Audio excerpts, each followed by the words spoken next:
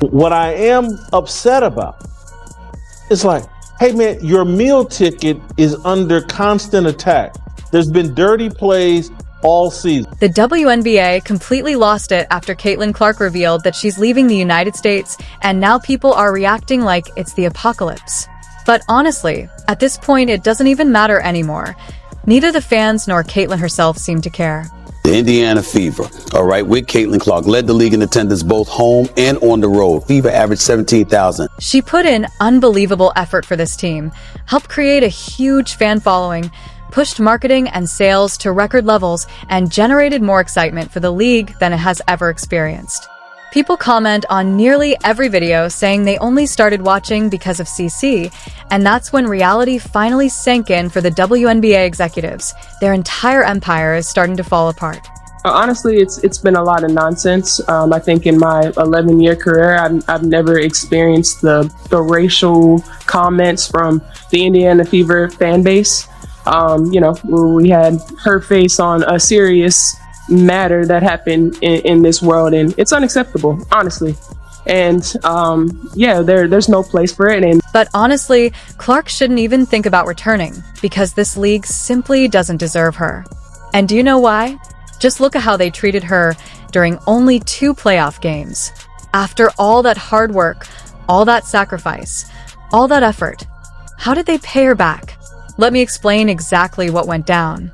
And voiced frustration with the league's officiating, recently telling reporters, quote, "I feel like I'm getting hammered and everybody is physical with me, and opponents get away with things that other people don't get away with." That's what Caitlin Clark said. So now the WNBA is in complete panic mode because Caitlin Clark was their biggest source of revenue and basically the main reason people were even watching.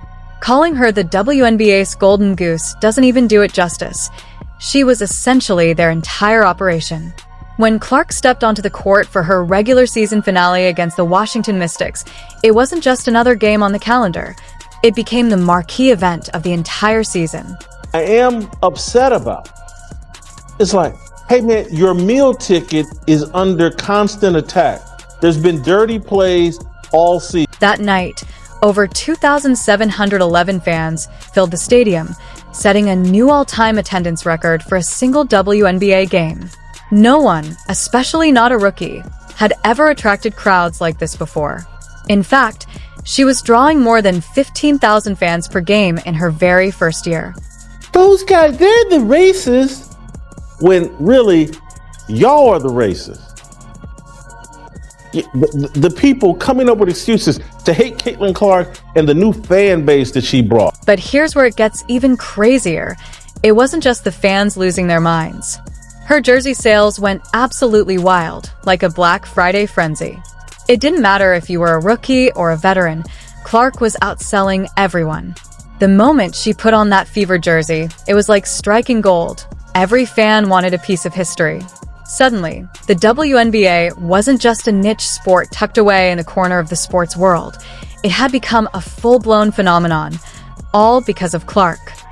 The most dominant team in the league. They can't draw 500,000 viewers for a playoff game.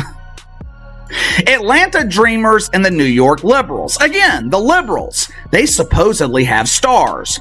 Remember when ESPN claimed that the Liberals had the new Big Three? Dreamers, Liberals. 410,000 viewers.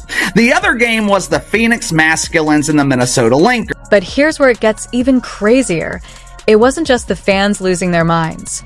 Her jersey sales went absolutely wild, like a Black Friday frenzy. It didn't matter if you were a rookie or a veteran, Clark was outselling everyone. The moment she put on that Fever jersey, it was like striking gold. Every fan wanted a piece of history. Suddenly, the WNBA wasn't just a niche sport tucked away in a corner of the sports world. It had become a full-blown phenomenon, all because of Clark. But if you're not delivering the product and you're not making the revenue and you're not, giving people the entertainment that they want, then you're not going to make any money and your league is going to suck. But if you thought it was just trash talk, think again. It escalated to something far worse. In the very next game, the first round of the playoffs against the Connecticut Sun, things took a dark turn. Clark was unstoppable, racking up 26 points by the third quarter when Day Carrington decided to take matters into her own hands, literally. During a fast break in the fourth quarter, Carrington, who had been all over Clark all game, made her move and she's just not built for the physicality of this league. Yeah, and she's not quick enough to get away from the physicality. she jabbed her finger right into Clark's eye. This wasn't a casual poke. It was a brutal strike that left Clark temporarily blinded in one eye. The refs? Might as well have been statues. No foul, no whistle, nothing. Clark staggered off, rubbing her eye and trying to recover. But did she sit out? Nope. She came straight back in because that's who she is. She keeps fighting, even when it feels like the league itself is looking the other way. This kid's on the wrong team. She's got the wrong skill set to handle the physicality of that league. And she's a rookie.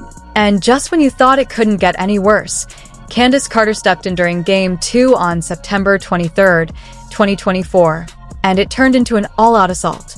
Carter, known for pushing the limits with her physicality, wasn't just playing defense. She was on a mission to take Clark down, and she wasn't even trying to be subtle. Midway through the second quarter, she slammed an elbow so hard into Clark's ribs that it left her doubled over, gasping for. And this woman swats at the basketball and somehow decides to turn her hand down and her fingernails and jab them right into the eye of Caitlin Clark. No foul call. No refs stopping the game to go, is this a flagrant? None of that. Just everybody moved on. Fans saw it. Commentators saw it. Everyone saw it. Everyone, that is, except the refs who acted like it was just another routine play. But Carter wasn't finished. Later in the fourth quarter, she practically body slammed Clark to the floor. It looked more like a linebacker tackle than a basketball move. And the call? Nothing. No foul, no whistle. Just Clark picking herself up off the court, frustration written all over her face. It was like Carter had been given a get-out-of-jail-free card for the entire game. It's an attack on Caitlin Clark.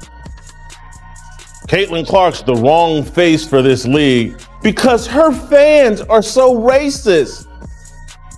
Where have I heard this argument before? Oh, Donald Trump may be fine, but all the MAGA people, they're terrible. They're the deplorable. While all this was happening on the court, Clark was getting attacked off it too, with critics like Cheryl Swoops ignoring her historic rookie season and instead reducing her success to her looks, race, or supposed fan favoritism.